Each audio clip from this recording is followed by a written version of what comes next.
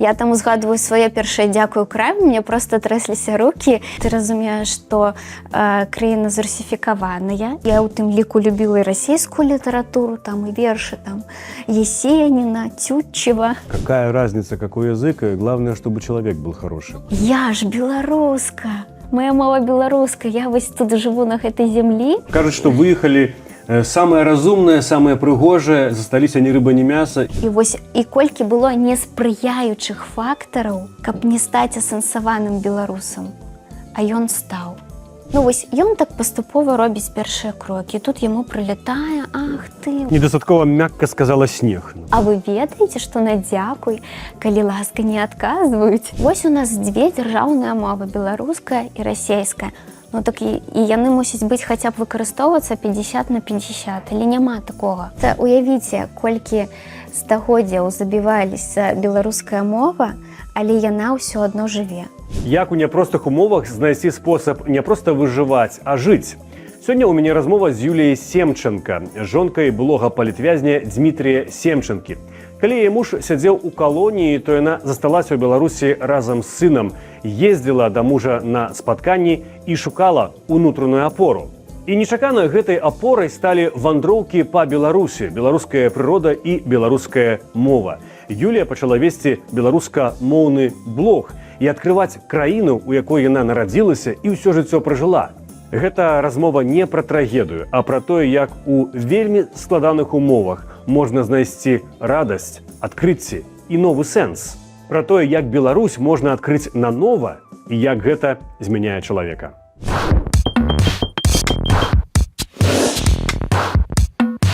Раз, два, три.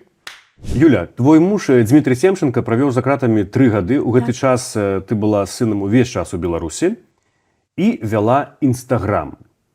Зараз, магчыма, мы пакажам адрас. Падпісвайцеся, хто не ведае яшчэ гэты Інстаграм. Юлі, вельмі жыццярадасны, каляровы, шчаслівы.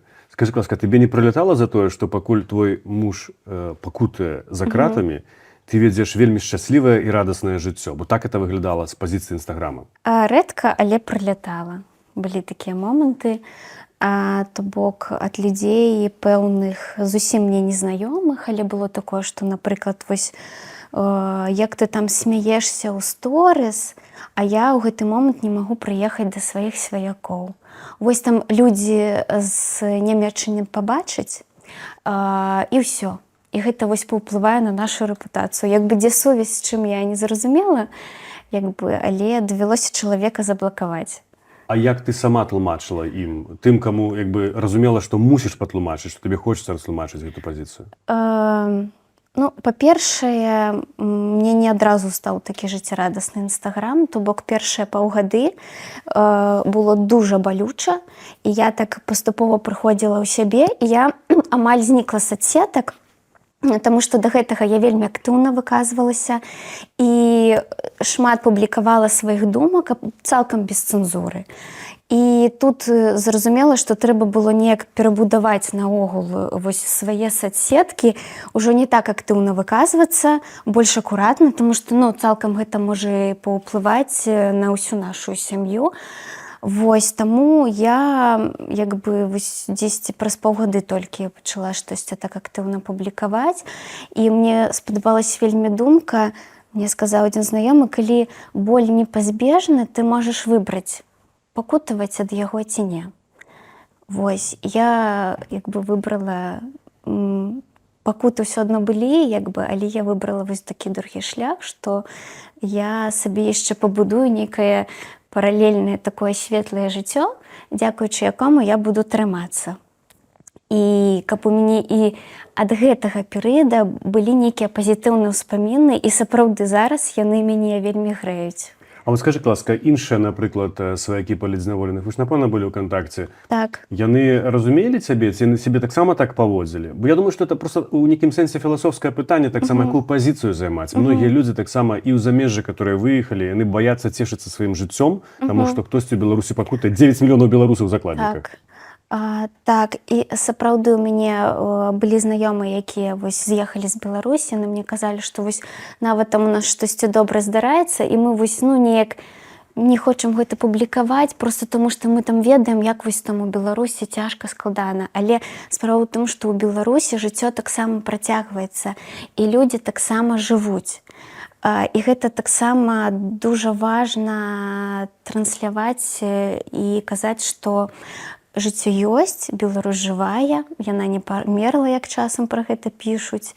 Прабач, кажуць, што выехалі самае разумнае, самае прыгожае, засталіся ні рыба, ні мяса, і там яны боўтаюцца. Але вось справа ў тым, што з'ехалі розныя людзі, і засталіся таксама розныя людзі. І яшчэ шмат годных, сапраўдных, шчырых беларусак, беларусаў застаецца ў Беларусі, і дзякуючы ім вось Беларусь працягвае жыць. Таму, і, дарэчы, усе сваякі, з якімі я была знаёмая, таму што, вельмі актыўна камунікуеш, таму што у вас, адзінае гора, адзіны боль, і можна сказаць, што гэта адзіныя людзі, якія дакладна разумеюць, што ты пражываеш, якія этапы. І вось у мяне былі такія знаёмыя, мы дапамагалі адна адной, гэта звычайна так. І часам яны мне нешта вельмі добрае падказвалі, як пражыць пэўны перыяд, таму што вось мне неяк знаёмая напісала, што ведаеш, вось там першы час было дуже складана, а потым неяк стала прасцей. А мне ў той момант думаю, господі, як можа стаць прасцей, калі так балюча, табе так баліць, быццам гэта нават фізічны боль дзесьці, вось ён такі моцны. Але сапраўды з цягам часу становіцца трошачкі лягчэй, і гэта таксама залежыць і ад самога чалавека, наколькі ён выбірае далей жыць. Вось, можна выбіраць далей, варыцца ў гэтым болю, застацца на гэтай кропцы, і ўсё. І вось так, я буду, вось мне тут балюча, ўсё, я сяду, буду сядзець. Не, мне балюча, я лепш адпіхнуся вось ад гэтага дна, і паплыву вышэй, і сапраўды штосьці мне вельмі годнае трапіцца, і будзе лягчэй. А што ў цябе было такім імпульсам, который цябе прымусіў з гэтай пазіцыі, я разумею, цалкам заканамернай пазіцыі, у пэўным сэнсе ахвяры або чалавека пакрыўджанага, выйсці на іншы ўзровень? Мне просто, па-першае, і быццам бы і надакучыла варыцца ў гэтым болю. І я падумала, што, так больш не можа працягвацца. І беларуская мова, беларуская культура вось стала маёй апорай такой. Таму што калі, у цябе ўжо няма голаса, ты не можаш так актыўна нешта выказваць там наконт навін, наконт таго, што адбываецца там у Беларусі, за межамі, паралельна вайна ідзе. І я подумала, што вось беларуская мова, яна будзе маім голасам. То бок я буду пісаць усё на любыя тэмы, але па-беларуску, вось, і гэта будзе мой такі... А да гэтага ты па-расійску размаўляла пераважна ў жыцці? Вось не, то бок ужо ў мяне, пачынаючы з 20-го года, пачаўся такі плаўны пераход. Але у мяне не было зусім цэнзуры, каб я нешта там сябе стрымлівала штосьці сказаць. І, вядома, звычайна гэта былі нейкія выказванні часта наконт палітыкі і наконт проста таго, што адбываецца, нейкіх навінаў, наконт вайны таксама, таму што вельмі моцна балела. А потым, хоп, мне кажуць, ты можаш хаця б адзін дзень пажыць без інстаграма. Што ты ўсё вось пастаянна публікуеш. Давялося пачысціць трохі сваю стужку, вось некаторыя там публікацыі прыбраць. І гэта таксама цалкам нармальна, таму што ўсё ж такі бяспека на першым плане. Я мушу заставацца дома сынам, дапамагаць мужу перадаваць там перадачы, пісаць лісты і гэтак далей. Вось. І у мяне здарыўся такі часам невялічкі адкат, таму што вось у 22-м годзе нас разам з мужам затрымалі, і я вось, дарэчы, рыхтавалася да інтэрв'ю, прагартала ўсе свае публікацыі, і вось у сакавіку 22-го года я вось прыняла рашэнне цалкам перавесці ўсе соцсеткі на беларускую мову. Дагэтуль я пісала на 2 мовах. Мне вельмі быў плаўны такі пераход. Пачынаючы. Так. Вось, але ў красавік 22-го года я ўжо цалкам перайшла на беларускую мову. Спачатку гэта былі соцсеткі. Вось. Потым паступова я пачала дадаваць беларускую мову ў жыццё. І вось так да жніўня 22 года я амаль з 90% у жыцці размаўляла па-беларуску. І скажы, як это чалавек мяняе ўсё цалкам у жыцці? Все ж таки здавалася для кагосьці, это не вельмі вялікая змена, все-таки беларусі людзі разумеюць беларускую, нават калі гавораць па-расейску, але гэта змена стылю жыцця, уяўляю, што для большасці беларусаў гэта непрымальна. Вось у гэтым уся справа. З аднаго боку, я беларус, моя мова беларуская, мы вялікі культурны народ, так? А з іншага боку, то бок ты разумееш, што краіна зарусіфікаваная, і сапраўды пачуць беларускую на вуліцах гэта цікава. Гэта штосьці такое вось незвычайнае. Быццам бы і нармальнае, вось цалкам нармальнае, а быццам бы і незвычайнае. Вось, і таму, напэўна, страшна было пачаць праз пэўныя рэакцыі людзей, таму што калі ты пачынаеш, ты вельмі ўразлівы. І вось, і тут сапраўды дужа дапамагае падтрымка людзей. І ў суседках шмат гэтай падтрымкі. Вось, так, зараз інтэрнэт стаў дужа таксічны, і там вельмі важна рабіць такія паўзы, адпачываць ад яго. Але разам з тым, там вельмі проста знайсці падтрымку, вельмі проста знайсці людзей, з якімі вы на адной хвалі. І то бок мне вельмі дапамагалі людзі, проста якія мне пісалі, што Юля, як файна, прыцягвай, мы таксама натхняемся, я вось там пачытаў ваш пост, я таксама сёння ў краме сказаў дзякуй. Я там узгадваю свае першае дзякуй у краме, мне проста трэсліся рукі, але сказала дзякуй, свет не зруйнаваўся праз гэта. Ніхто нават не звярнуў увагі. І вось па такім маленечкім крокам я вось так рухалася паступова, дадавала больш беларуску, зразумела, дома пачала размаўляць па-беларуску, пачала размаўляць з сынам. І таксама з сынам было непроста, таму што ён першы час дужа злаваўся. Ён казаў, што у яго, напэўна, быў такой момант, што вось мама паламалася, што вось яна на адной мове размаўляла, зараз на іншай. Я ж кажу, это цалкам іншы чалавек па вялікім рахунку. Вось, і, зразумела, я так з ім пачала з трасянкі такой, ці, напрыклад, дублявала словы. Кажу слово па-беларуску, тое ж самае слова кажу па-расейску, каб ён адразу разумеў сэнс. І, то бок, ён вельмі хутка звыкнуў да таго, што мы вось размаўляем па-беларуску, хоць ён цяпер не можа такой чыстай літаратурнай мовай размаўляць, але хаця б ён мяне разумее, ён такой можа размаўляць сакавітай трасянкай, дзе большасць беларускіх словаў. І дужа лёгка было ў школе, калі ён прыйшоў першы клас, і калі вялікі боль мой, насамрэч, калі дзеткі зараз прыходзяць у школу, для іх беларуская мова гэта замежная. І вось у нас у першым класе у першыя паўгода толькі адзін урок беларускай мовы на тыдзень вось быў. Я пытаюся, чаму так? А мне кажуць, што вось таму, што гэта як замежная мова, што дзецям трэба паступова да яе звыкнуць. І сапраўды, вось калі ўзяць, напрыклад, маё пакаленне, мне зараз 32 гады, то бок я чула хаця б ад сваіх бабуль і дзядуль беларускую мову. Так і спаліся, так? Так. А вось, напрыклад, мае бацькі, яны ўжо расійскамоўныя, і то бок зразумела, што вось гэтыя дзеткі, якім зараз там 8, 10, 12 гадоў, то бок яны ад бабуль дзядуль амаль што у большасці, не ва ўсіх, так зразумела, не чуць беларускую мову.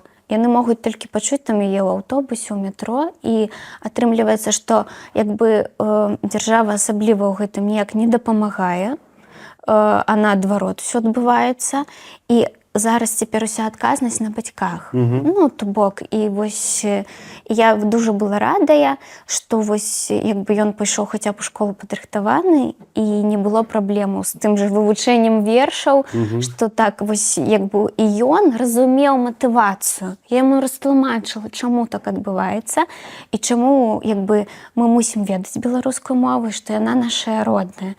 А калі проста, дзіцю пра гэта нічога не расказвалі, ён проста прыходзіць, тут вось беларуская мова для яго новая. Адкуль яго матывацыя я будзе вучыць? У Беларусі вельмі часта адказваюцца на гэта аргументам, какая разница, какой язык, и главное, чтобы человек был хороший. Вось сапраўды, якая розніца? Тады можна беларускую браць. Калі розніцы няма.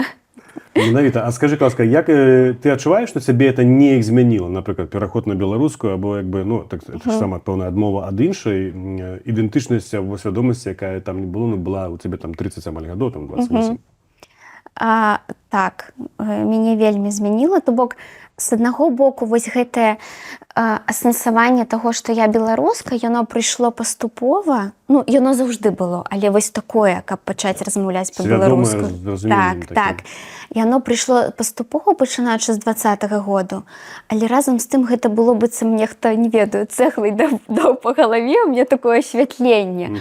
Я ж беларуска! Моя мова беларуска, я вось тут жыву на гэтай зямлі, як бы ідзея была ўвесь гэты час, я столькі ўсяго прапусціла, а тут усяго столькі файнага, і мне трэба пра гэта хутчэй даведацца, і калі ты пачынаеш усім гэтым цікавіцца, асэнсавана, не як у школе там задалі прачытай твор, ты прачытаў і забыў, ну як бы проста.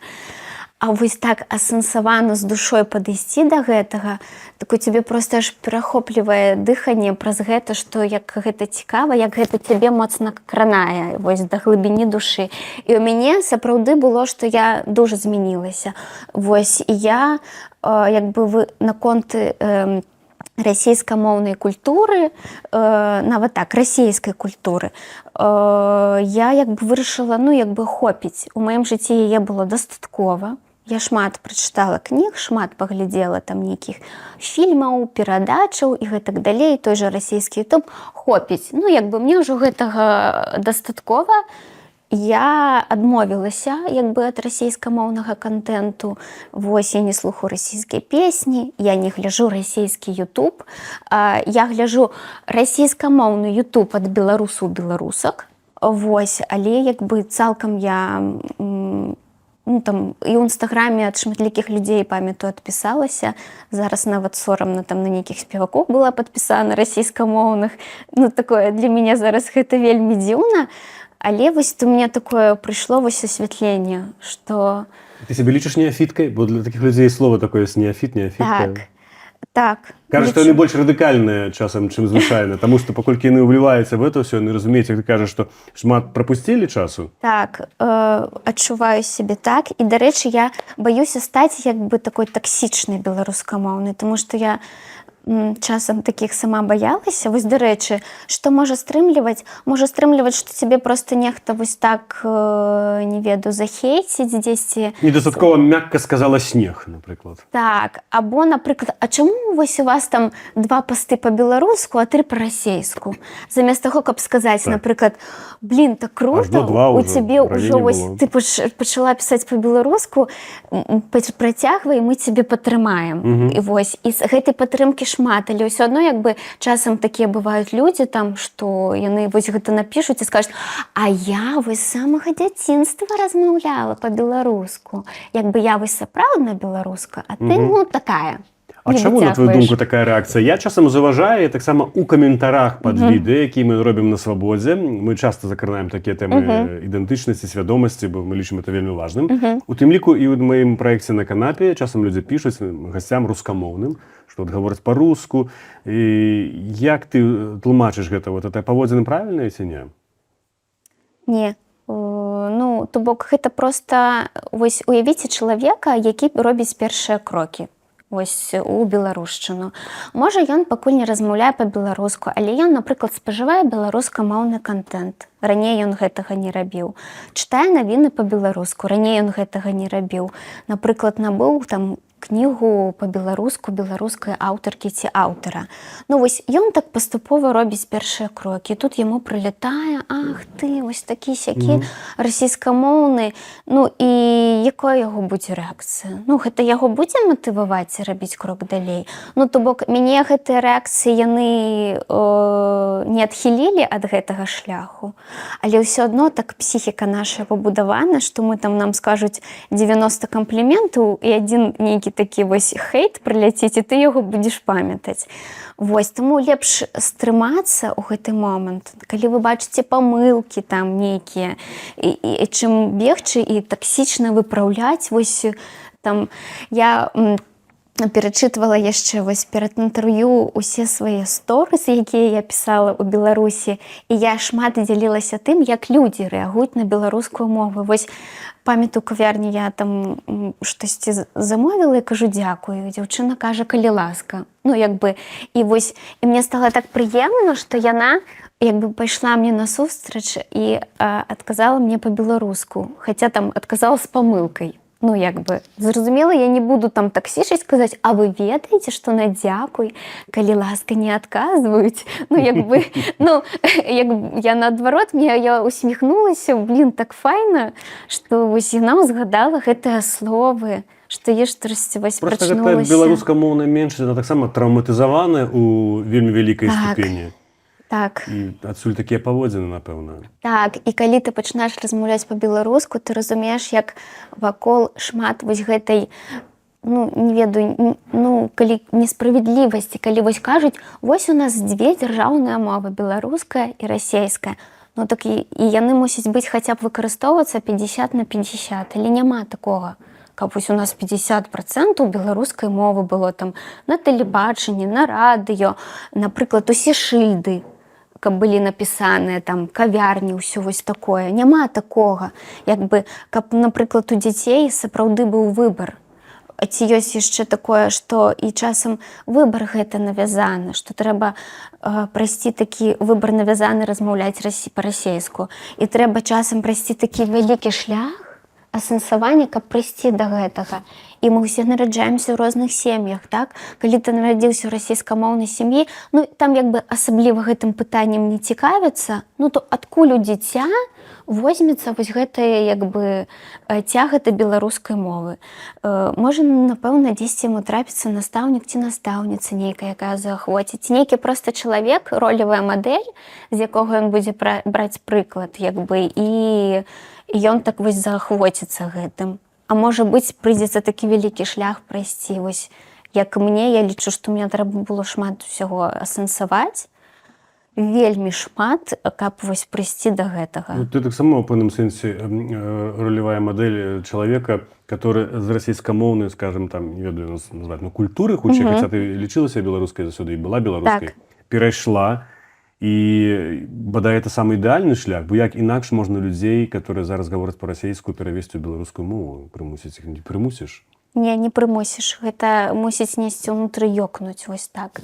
То бок, і як бы, мне аж заўжды побач была там дзесьці беларуская мова, там, у школе. Я вельмі любіла літаратуру, як бы чытала ўсе кнігі, што там задаюць. Это і расійская літаратура, беларуская літаратура. Не лічыла іх душнымі?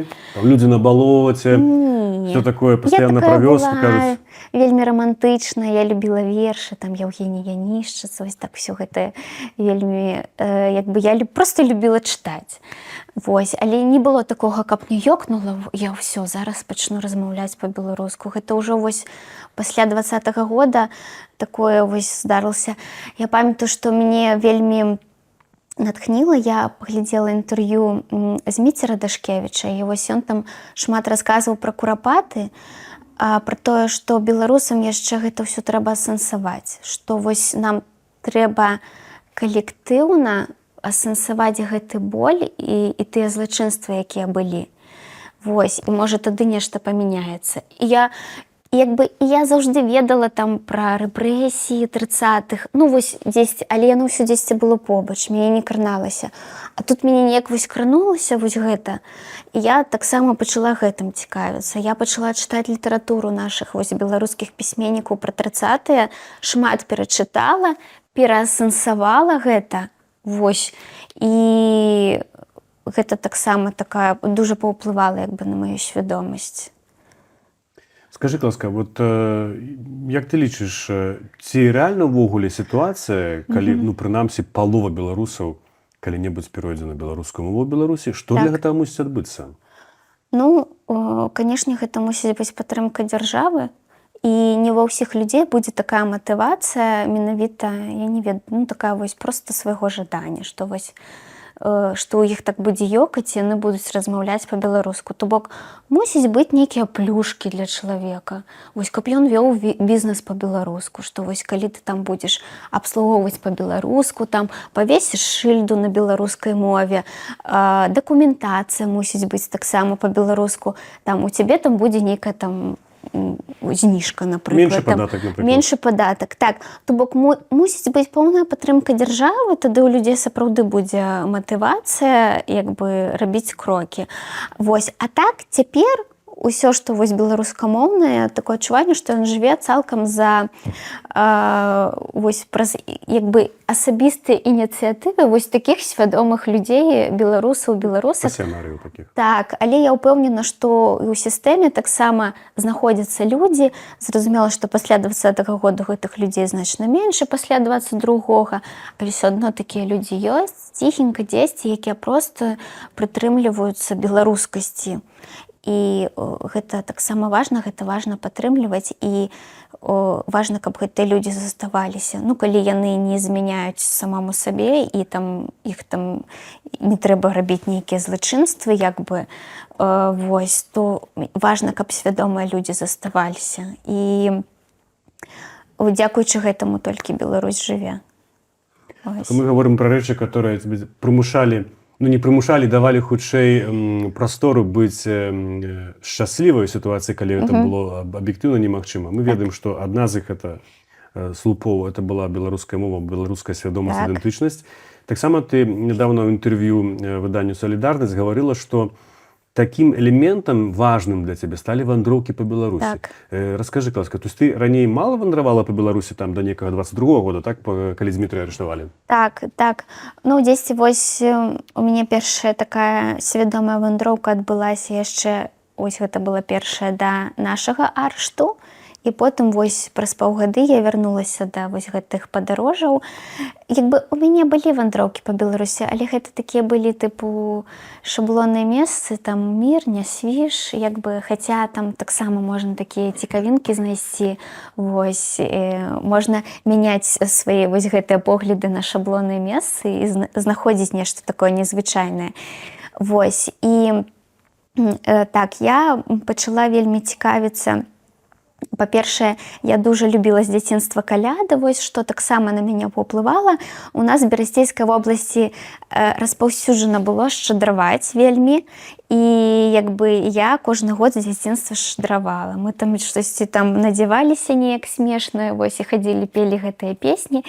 Вось, і таксама я потым быццам бы падумала, што вельмі важна, каб і маё дзіця адчула, што такое каляды. Вось як гэта такі вайб, калі вы ўсе разам збіраецеся, у вас там вялікая колькасць людзей, вы ўсе ў гэтых там касцюмах, і вось спяваеце беларускія песні. Вось гэта беларускія святы. Першая моя такая вандроўка была, гэта вандроўка на Купале, то бок і мы сплаўляліся там па Вілі, а потым было вельмі файнае такое купальскае свята. І вось пасля гэтага у мяне таксама штосьці такое ёкнула, такая, всё, я зараз буду шмат вандраваць, таму што я зразумела, што калі ты вандруеш, ты цалкам адключаешся ад жыцця, і як бы там быццам гэтыя навіны яны трошкі адыходзяць, і ты такая як турыстка, і табе ўсё цікава, і ты на гэтай беларускай прыродзе прыгожай вельмі запавольваешся. Вось, і так вось пачала сабе, пісала план, што я хочу пабачыць. Вельмі рада, што пабачыла блакітныя азёры і улетку, і ўзімку. Балоты Ельні таксама вельмі прыгожа.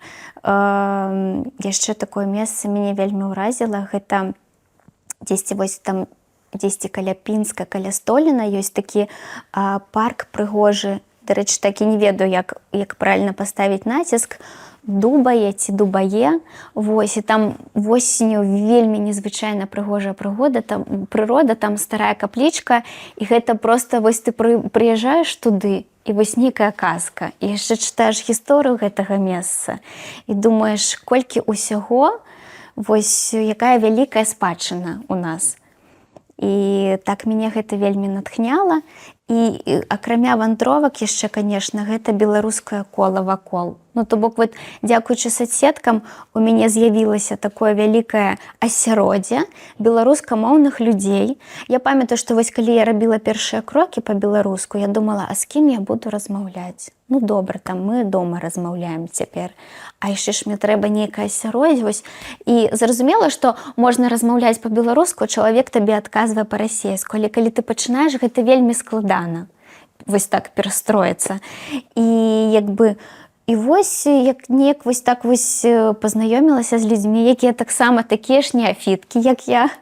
Вось. І мы ўсе на адной хвалі пачалі вось так разам вандраваць, сябраваць. І гэта таксама, гэта настолькі ачмурэнае пачуццё, калі вы ўсе размаўляеце па-беларуску і вы дзесьці разам вандруеце, і ўсе на адной хвалі, гэта, ну, вось для мяне адно з такіх найлепшых успамінаў у жыцці. Цяпер. До речі, я попрошу так само наших глядачів підписуватися на наш канал і написати у коментарі ваші улюблене місце сили у Білорусі. А скажи, будь ласка, Юля, для тебе якое місце номер один під час цих вандровок? Номер один, ну, гэта Палессе, тому што я сама паляшучка. І вось гэтае знакамітае мора Герадота, калі Прыпяць яна разліваецца, прытокі таксама разліваюцца, і гэта вельмі прыгожа. Ты вось плывеш на гэтай байдарцы, быццам, не ведаю, адчуваеш нейкі, як гэта, зов продкаў. Вось. І чытаеш, цікавішся, як тут людзі раней жылі. І вось для мяне таксама гэта такое месца сілы. І Прыпяць наогул мая рака. Вось, таму што я ў Століне нарадзілася, потым доўгі час я жыла ў Лунінцу, а Прыпяць яна такая пасярод была гэтых вось двух гарадоў. І яшчэ, што мне вельмі падабаецца, гэта вось проста сплавы на розных рэчках Беларусі, вельмі прыгожая рака Нарачанка, проста неймаверна нейкая маляўнічая, там шмат розных птушак цікавых, гэта вось падвесныя масты, і ты плывеш, вось, і гэта ўсё глядзіш, і супер такая медытацыя вельмі файная, дзе ты проста адпачываеш без тэлефона, без нічога, адпачываеш як бы і галавой, і сэрцам. А чаму, напрыклад, не ў некае замежжа паехаць? Таму што беларусы мала падарожнічаюць па Беларусі. Гэта аб'ектыўныя лічбы таксама, так? Большасць хоча выехаць кудысьці, бо лічыць беларускую прыроду, па-першае, она трошки як бы прыелася, бо ты пастаянна там, ты это бачыш. Таксама, думаю, як нейкім гішпанцам быць на моры пастаянна не вельмі цікава, яны дзе-то кудысьці ў іншае месца паехалі. Але вось мне падаецца, пасля 20-го года зацікаўленасць менавіта беларусамі у Беларусі, вось вандроўкамі, яна вырасла. То бок шматлікія людзі, там, з якімі я знаёмая, яны таксама вось пачалі вандраваць там зусім, ну, нядаўна, так мовіць. І мне зараз падаецца, што больш такіх вось стала вандровак. Ну, і потым ужо стала складана выязджаць за мяжу. Як бы, а я так для сябе, нават калі мяне там клікалі сябры, знаёмыя, што вось прыязджай да нас, я неяк так вырашыла, што, напэўна, калі я паеду за межы, то гэта ўжо будзе адзін раз. Вось я з'еду, што лепш я буду заставацца ў Беларусі. І тут шмат чаго не бачыла цікавага. Вось. Таму зараз людзі шмат вандруюць, насамрэч. Проста, напэўна, як бы я знаходжуся ў такой бурбалцы беларускамоўнай, людзей свядомых, зацікаўленых, і як бы мне здаецца, што гэта шмат. Як бы ў маштабах краіны я не ведаю.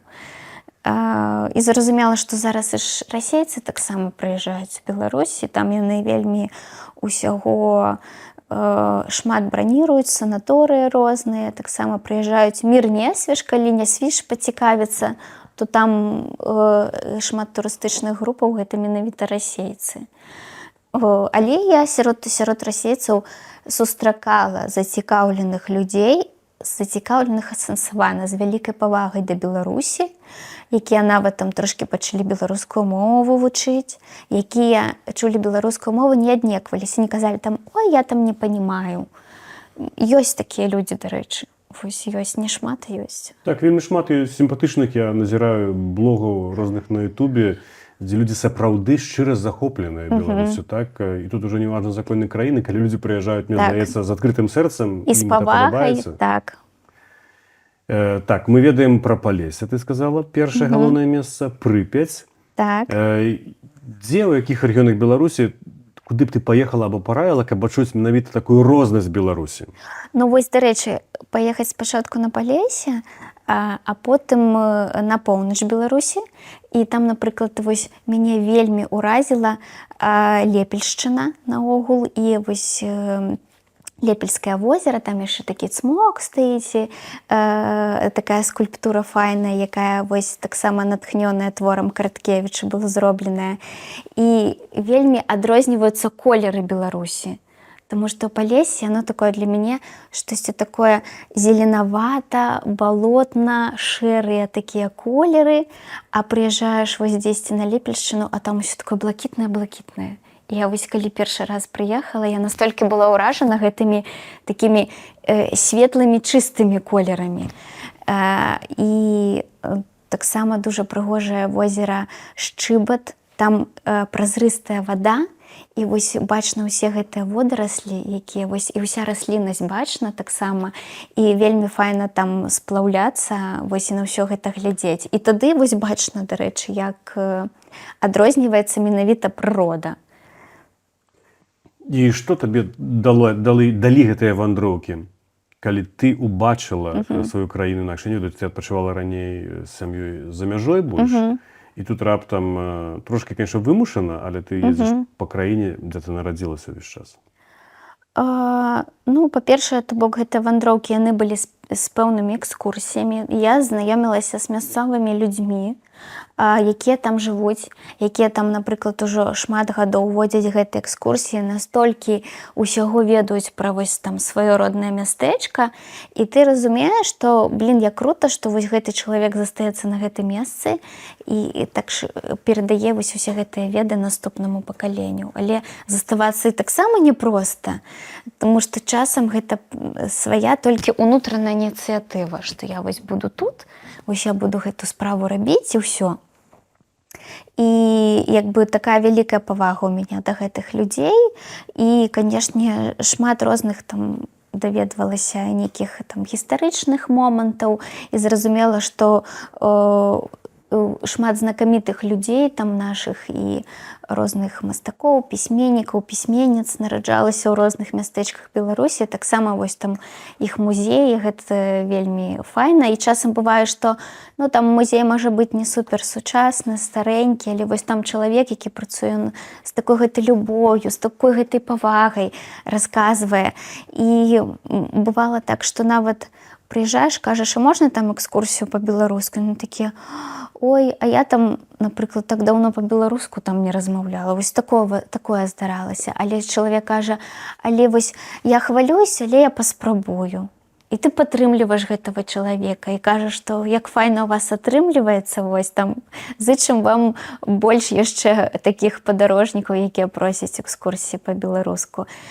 Вось, і такое здаралася. А здаралася так, калі чалавек ачмурэна па-беларуску размаўляў, і так вось з гэтымі мясцовымі яшчэ гаворкамі сакавітымі, і таксама гэта такі проста беларускі каларыт, які напаўняе, і ты проста знаходзішся там і разумееш, вось гэта мая зямля, я беларуска, гэта мая зямля, і ўсё. Да гэтага трэба было прыйсці. Зафіксуем два факты. Спачатку беларуская мова, пазней вандроўкі, ты шмат па Беларусі да гэтага не вандравала. І скажы, ласка, як ты думаеш, а беларусы, вось, калі паспрабаваць аб'ектыўна ацаніць, яны ведаюць сваю краіну ці не? Ці ўсё ж такі кожны жыве, ходзіць на працу і па вялікім рахунку не ведае ні пра Нарачанскія азёры, ні пра блакітныя азёры, ні пра Прыпяць? Ну, са школы ведае, што такая рэчка ёсць у Беларусі. Вось гэта залежыць ад таго, у якім асяроддзі знаходзішся. Ну, то бок у тым асяроддзі, якім я зараз, у мяне у большасці людзі, як бы мае сябры, сяброўкі, яны гэта ўсё ведаюць і разумеюць, і асэнсоўваюць, і цікавяцца. Але так вось часта бывае, што мы нейкім жывем у сваім горадзе, і мы там, нам настолькі ўжо прымыліліся гэтыя вось усе там краявіды, месцы, і мы не можам на гэта паглядзець як турыст, як турыстка. А часам трэба адключыць вось гэта вось свае гэтыя звычкі, не ведаю, надзець нейкія акуляры такія турыстычныя і паглядзець на гэтыя дамы, там, напрыклад, з новага вось погляду. Як, напрыклад, для сябе я адкрыла, я там жыла ў Лунінцу, а потым я даведалася, што вось у Лунінцу жыў і працаваў Якуб Колас. Я такая, вау, гэта Якуб Колас. На Ростанях, калі, здаецца, пісаў адтуль. Так, ён там таксама натхняўся вось усімі гэтымі і палескім народам таксама. Настаўнічаў там. Так. І вось я там з цягам часу гэта толькі для... Хаця там у дзяцінстве, можа, мне гэта хтосьці расказваў, але гэта для мяне, добра. А зараз такая, вау, я магу чым ганарыцца.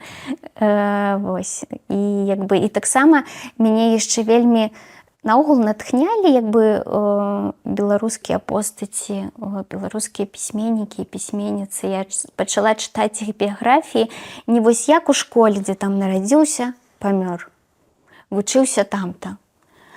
Усё, гэта не цікава.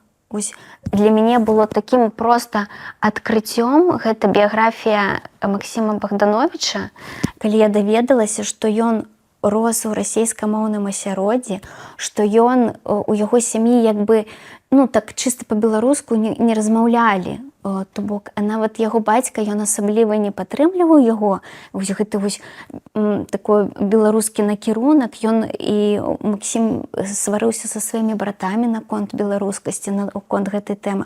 То бок, для мяне гэта было шокам. Гэта геніяльны беларускі паэт. Гэта проста, не ведаю, зорка небасхілу. І колькі было неспрыяючых фактараў, каб не стаць асэнсаваным беларусам. А ён стаў. Таксама трапіў у асяроддзе пэўнае, яму пашчасціла ці ў пэўным сэнсе. Але ж яго было і жаданне. То бок, вось ён збіраў гэтыя, не ведаю, залатыя кропелькі, дзесьці там цётка казку па-беларуску расказала, дзесьці там у вёсцы трошачкі ён там пабыў са сваімі братамі, нахапаўся гэтых беларускіх словаў, і ў яго, ён гэта ўсё так збіраў, і потым гэта вось усё вылілася ў такі вялікі скарб, які мы зараз маем. І думаю, вось, можа, калі б у школе пра гэта расказвалі, не тое там вось нейкія такія факты, там у якім годзе, дзе вучыўся, гэтак далей, а то, што уявіце дзеці, які вось Максім, у яго таксама расейскамоўная сям'я, там, напрыклад, і што якое ён маленькае жыццё пражыў, як шмат ён зрабіў. Вось, гэта мяне дужа натхніла таксама. І наогул нашыя пісьменнікі, пісьменніцы, асабліва калі ўзяць 20-е стагоддзя, які складаны, а які, калі быў не складаны час, вось які складаны быў час, як, напрыклад, той жа Якуб Колас, як он шмат вельмі прынимаў да сэрца ўсё, што адбываецца, то бок яму атрымалася перажыць рэпрэсіі, але ж як ён заступаўся за ўсіх пісьменнікаў, пісьменніц, ён падпісваўся за ўсімі гэтымі лістамі, ён дапамагаў як мог. Ён там, памятаю сваю першую зарплату, ён не забраў сабе, якую ён атрымаў праз твор, кудысьці ён яе накіраваў ці ў дзіцячы дом, ось дакладна не памятаю. Вось, і ты чытаеш і думаеш, гэта ж чалавек з вялікай літары. І як ён памёр, таксама, праз што, вось, што стала апошняй кропляй, калі вось ён пісаў гэты ліст пра зусім кепскі стан беларускай мовы. Вось, і гэты ліст у яго не прынялі, ён прыйшоў дадому і вось памёр за сваім сталом, калі пісаў ліст сябру і дзяліўся гэтымі сваімі перажываннямі, хваляваннямі. Ты разумееш, што вось у чалавека сэрца як балела за беларускую мову, за беларускую культуру, і яны столькі ўсяго зрабілі, зараз буду плакаць.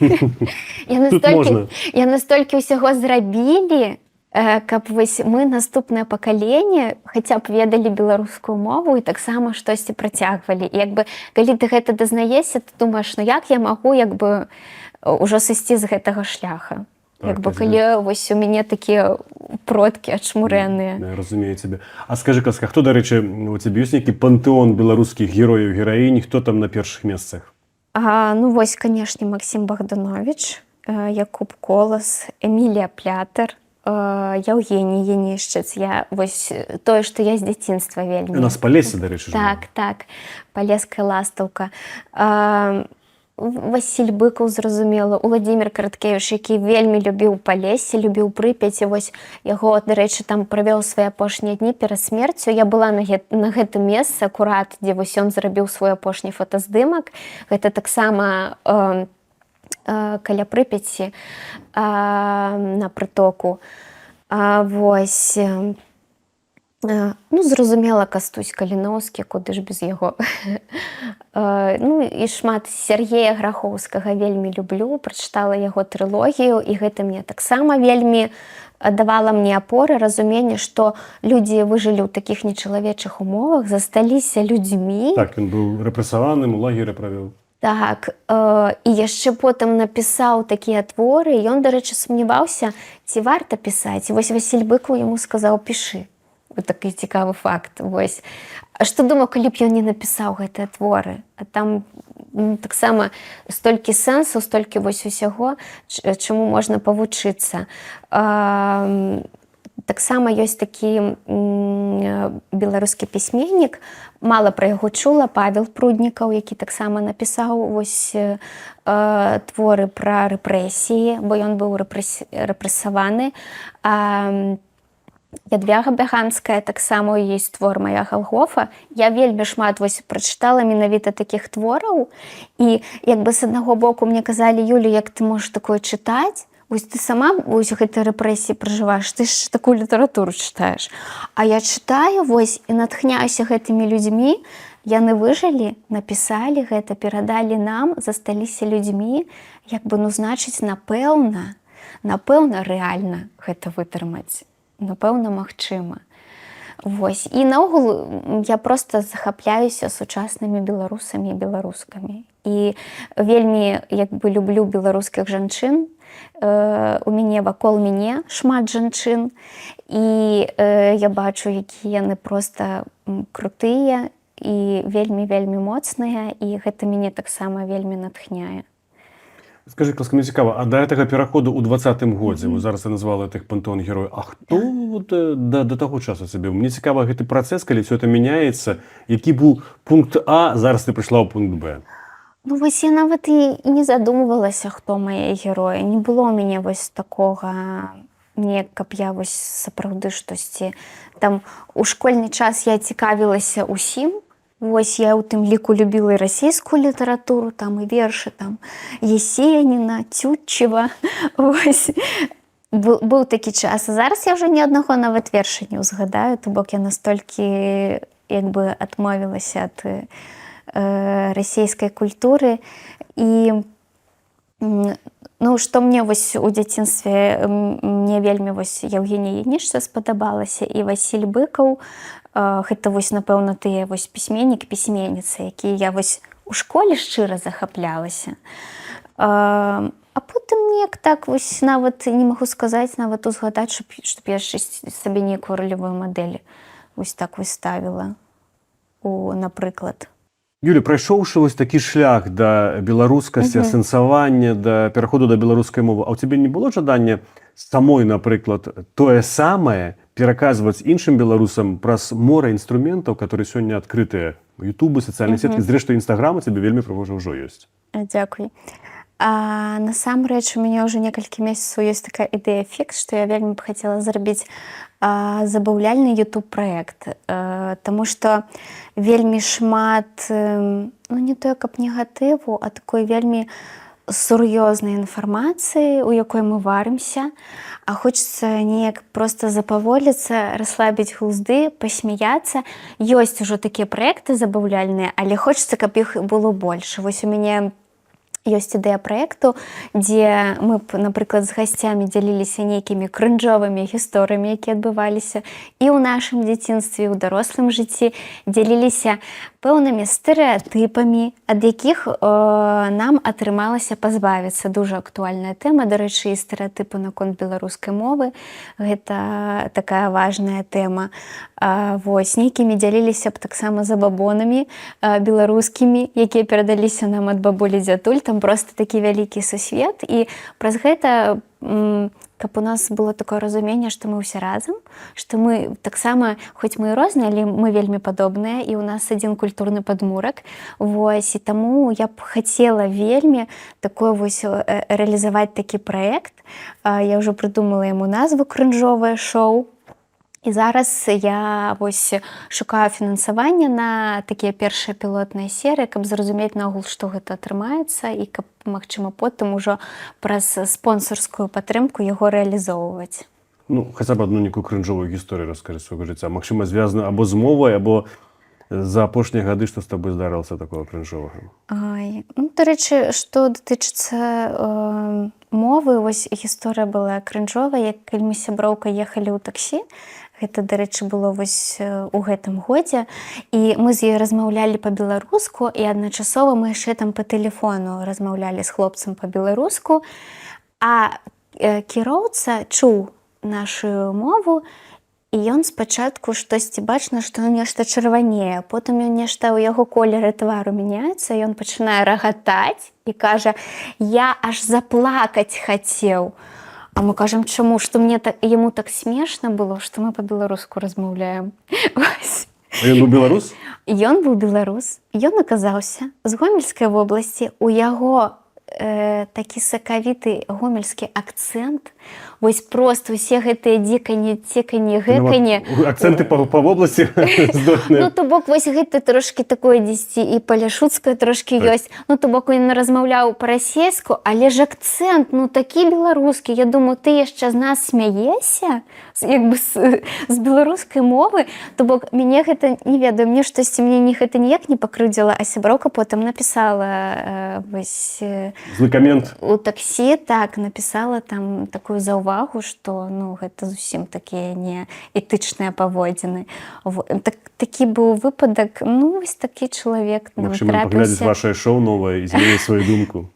Вось, хаця як бы кіроўцы яны вельмі па-рознаму рэагавалі. Хтосьці казаў там 10 разоў «Рэспект, так крута вось чуць беларускую мову», а хтосьці вось так вось, ну, дзіўна, чалавек аж хацеў заплакаць ад смеху. Ну, павысілі яму настрой, затое паднялі.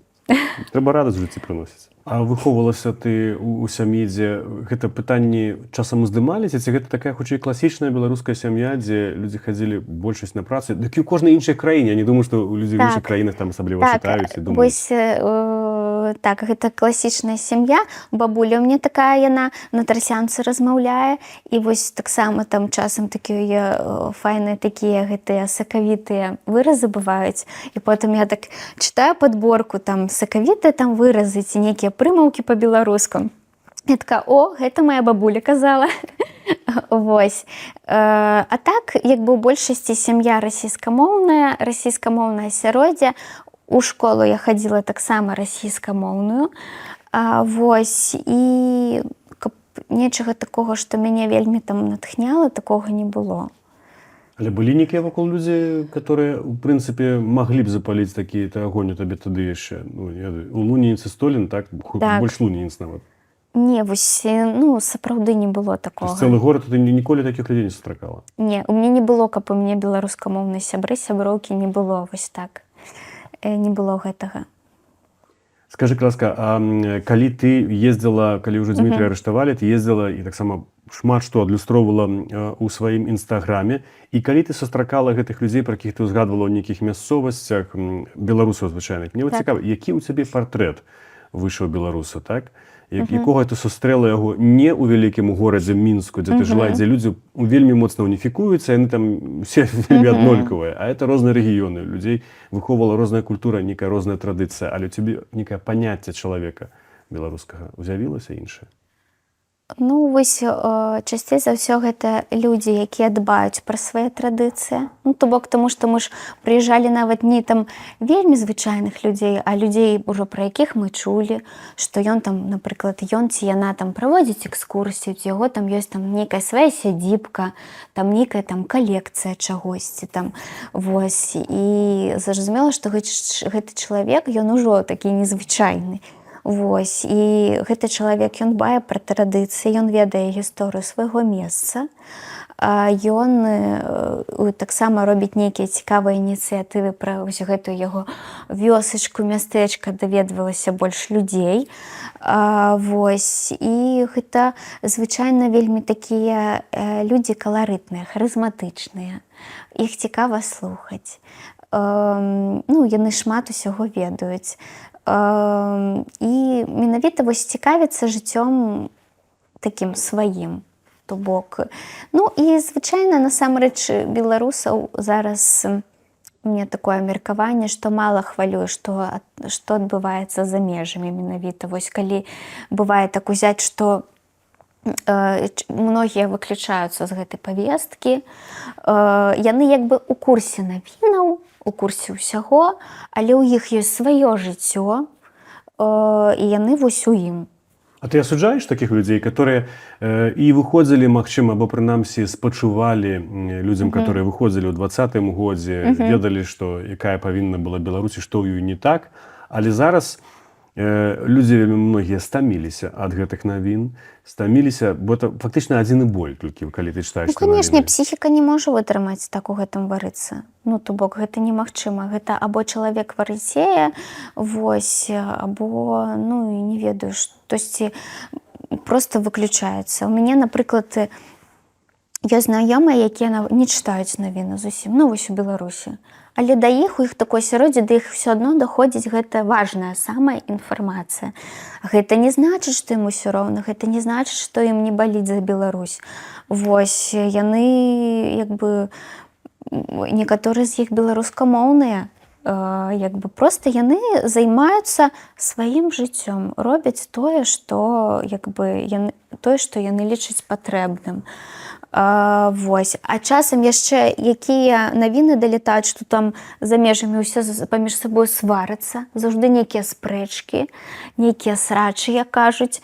Вось, і гэта зусім не матывуе. Гэтым цікавіцца далей, на жаль. Таму, як ёсць. Таму наогул, я не маю права, я для сябе вырашыла і ніколі не буду асуджаць людзей, якія ў Беларусі. Я шмат разоў была на іх месцы, калі мяне асуджалі. І гэта вельмі балюча, і ты адказаць не можаш. То бок, вось пішуць нейкі там, вось Беларусь памерла, Менск ужо не той, ужо няма сэнсу нават, калі ўсё зменіцца, я там нават не вярнуся. Окей. І там вось, і штосьці там пра тых людзей, якія застаюцца, чаго вы там застаецеся, і чаму вы вось там плаціце падаткі. Мы ўсе жылі ў Беларусі і плацілі падаткі. І што цяпер? З іншага боку, таксама дзіўна патрабаваць ад 9 мільёнаў чалавек, каб яны з'ехалі ўсе з краіны. А тады што з Беларусю будзе? Наадварот, маё меркаванне такое, чым больш асэнсаваных, свядомых беларусаў застаецца ў краіне, тым больш шансаў, што Беларусь наогул працягне існаваць і жыць. Гэта ж наадварот лагічна. Вось, людзі з'язджаюць, яны таксама асімілююцца, яны таксама з'язджаюць розныя. Не ўсім цікава Беларусь, не ўсім гэта баліць. Для кагосьці гэта проста быў трыгер. Вось чалавек хацеў, напрыклад, усё жыццё жыць за межамі. Гэта вось трыгер такі, што ўсё, і я паеду. І я тут таксама розных людзей сустракаю. Хтосьці кажа, што, ведаеш, для мяне ўжо Беларусі няма. Ўсё. З іншага боку, некаторых з прэтэнзіямі таксама можна было б зразумець, увайшоўшы ў іх скуры. Это таксама людзі, которые прайшлі праз, магчыма, рэпрэсіі, нейкі пераслед, яны з'ехалі, і яны бачаць, як там людзі проста дбаюць пра ўласнае жыццё, пра ўласны камфорт і дабрабыт, а вось ён пацярпеў за тое, што хацеў, у тым ліку, ратаваць іх. Так, але ж гэта ўсё адно такая асабістая адказнасць. Калі ты выбіраеш вось там, я, напрыклад, не буду маўчаць, я разумею, што можа здарыцца. Усё адно гэта маё рашэнне. Зразумела, там мы не вінаваты ў тым, лагічна, мы не вінаваты ў тым, што там кагосьці затрымалі, што мы таксама прайшлі праз гэты пераслед, праз рэпрэсіі, але ўсё адно мой выбар быў у тым, што я там пачну выказвацца, што я не прайду, што мне не ўсё роўна, мой выбар такі быў. Вось, і чаму нехта праз гэта, нейкі іншы чалавек, які цешыцца жыццю, праз гэта вінаваты. Ну, гэта неправда, ну, неправільна. Як бы, таму, наадварот, я радуюся, цешуся, калі жыццё там працягваецца. Я не ведаю, ці ты размаўляла з Дмітрыем на ту тэму, калі ён выйшаў з турмы. Мне вот цікава таксама перспектыва людзей, которые знаходзіліся па той бок, скажем, Так. турмы. Як для яго было больш комфортна усведамляць, што ты пакутавала разам з ім, сидзела дома, просто не ведаю, глядзела тэлевізор з дзіцём і чытала кніжкі, ці ты вандравала і сапраўды была шчаслівая, радасная, наколькі гэта дазваляла сітуацыя, і паказвала гэта іншым людзям, напрыклад, праз Інстаграм? Не, у гэтым ён цалкам мяне падтрымліваў. Ну, каму будзе добра, калі твой родны чалавек, ты пакутуеш, яшчэ твой родны чалавек вось так вось сядзіць і дома плача, вось заўжды. Як бы, і разам з тым, мае шчаслівыя вандроўкі, яны ж не адмаўлялі таго, што мне балюча. Гэта не адмаўляла, таму што мы з Дзімам ліставаліся, я вазіла перадачы, то бок я з гэтым сутыкалася, я перажывала, хвалявалася.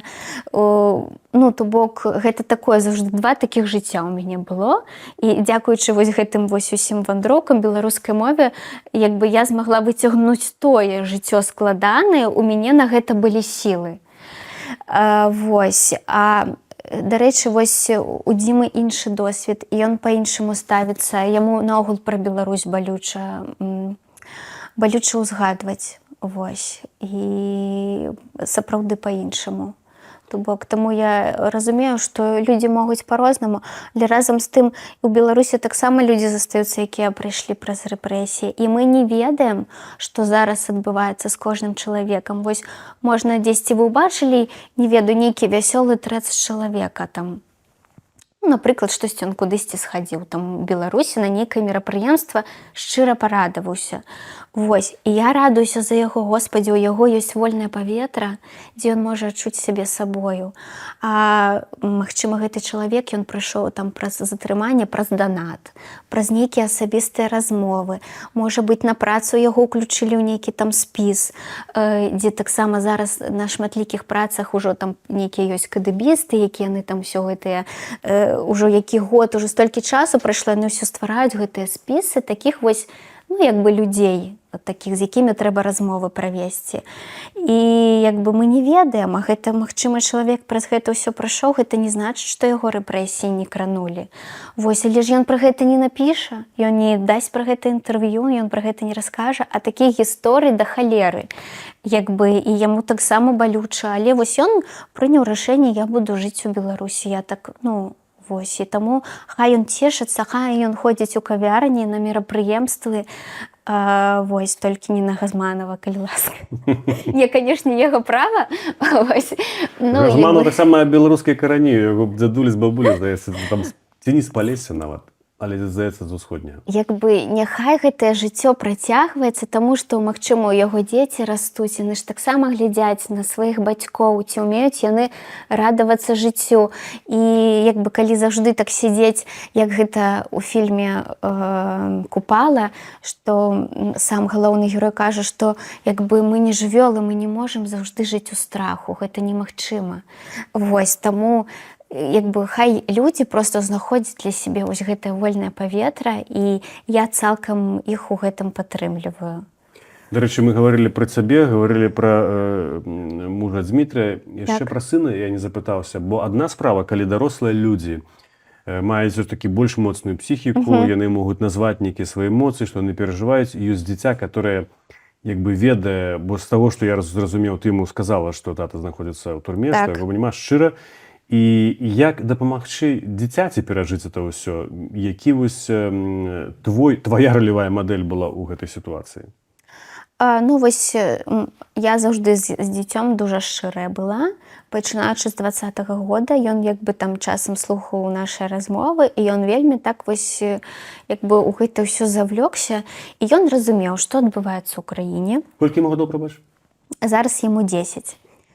Вось, і як бы калі гэта ўсё здарылася, ён таксама быў у курсе падзей, Вось. І першы час было вельмі складана, ну, таму што у нас такая як бы сям'я, дзе мы сапраўды з мужам партнёры паміж сабою, і ну, то бок, калі вось проста вырываюць аднаго бацьку з сям'і, гэта вельмі моцна адчуваецца. І зразумела, што там сын застаўся без бацькоўскай увагі, там, без нейкіх там пэўных там шпацыраў па вуліцы, вось гэтага ўсяго, што там за што муж адказваў у сям'і. І ён, ну, то было вельмі складана, у яго там часам і здаралася там і пэўныя праблемы са здароўем, потым мы бралі яшчэ кансультацыю псіхолага. Гэты мы перыяд пражылі. Вось, я думаю, што і дзякуючы таму, што я, ну, ад сына нічога не хавала, зразумела, як бы з інфармацыяй такой цэнзураванай для яго ўзросту, вось, але як бы, ну, і старалася таксама шчыра паказваць з ім свае эмоцыі. І мы з ім адрозніваемся. Я такая больш все-таки, я просто наогул аптымістка па жыцці, ён такі больш такі вось стрыманы ў гэтым плане. І я таксама яго заахвочвала да вандровак. Я яго і на сплавы брала, і там калядавалі мы разам, шчудравалі. І, ну, часам і ў нейкі музей, напрыклад, на беларускую экскурсію схадзіць старалася, каб ён таксама са мной вось гэта ўсё упітваў, і пакуль гэта ёсць магчымасць, вось напітваўся беларускай культурай. Скажи, ласка, каб ты мусіла неяк зарэкламаваць это і беларусам, которые, магчыма, на зараз у Беларусі глядзяць, Так. і для которых гэта далёка. Як патлумачыць простымі словамі, навошта гэта трэба? У цябе быў імпульс, бо гэта здарылася пасля 20-го года, гэта таксама асабістая гісторыя шмат у чым. А ёсць людзі, у которых, магчыма, на шчасце, яны не мусілі праходзіць на 3 гады зняволення любімага чалавека. Навошта гэта трэба, калі можна быць хорошым чалавекам і разговаривая на рускім языке, і можна быць бясспрэчна беларусам усё жыццё пражыць і таксама размаўляць на рускай мове, і магчыма нават не вандраваць? Ну, таму што гэта наш дом, наша краіна, дзе мы нарадзіліся. Мы беларусы і беларускі. І мы мусім проста ведаць сваю гісторыю, сваю культуру, сваю мову. Гэта натуральна. Ну, гэта проста як вось у геніуш, як піць, як есць, як жыць. Гэта вельмі натуральна.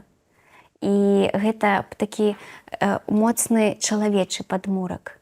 Вось, перад тым, як пачаць цікавіцца рознымі культурамі, рознымі краінамі, проста зразумець, хто ты. Гэта частка кожнага чалавека. Вось, наша гэтая нацыянальная самасвядомасць. Таму гэта проста натуральна, проста таму, што мы беларусы, беларускі, вось усё. Для многіх гэта таксама і пэўная таўро, такая страшная як бы памяць, таму што за беларускасць у 30-е гады рэпрэсавалі, і ў савецкія часы таксама гэтыя людзі былі такімі, ведаеш, на маргінесе грамадскага жыцця, шмат у чым, калі гэта не былі нейкія савецкія пісьменнікі. А зараз, тым больш, калі ты гаворыш у Беларусі па-беларуску, напэўна, ты, магчыма, падазроны чалавек. Хаця ёсць, канешне, і там і дзяржаўныя дзеячы, такі як Марзалюк, который дазваляе сабе больш, чым іншым, але гэта адзінкі і хутчэйныя выключэнні, которые пацвярджаюць правіла. Як вот пераадолець, я не ведаю, это страх, ці як это назваць тое, што гэта нясе, у тым ліку беларускасць, не толькі пазітыўнае то, што ты на сабе адчула, але і пэўны зарад таксама, ну, некага такога нават, я сказаў бы, гістарычнага страху. Трэба прыслухоўвацца да сябе. Калі вось ты пачынаеш цікавіцца там беларускай мовай, беларускай культурай, гэта не значыць, што ўсё, заўтра я прачнулася і я з усімі размаўляю па-беларуску. Трэба выбіраць максімальна для сябе камфортны шлях. Ну, то бок, у мяне быў вельмі плаўны пераход. Я спачатку там з пэўнымі людзьмі размаўляла, потым пачала там, напрыклад, з таксоўцам пачала размаўляць. Але гэтага не было такога вельмі, каб я ў халодную ваду вось проста скокнула, і гэта такі быў шок. Таму у кожнага свой шлях.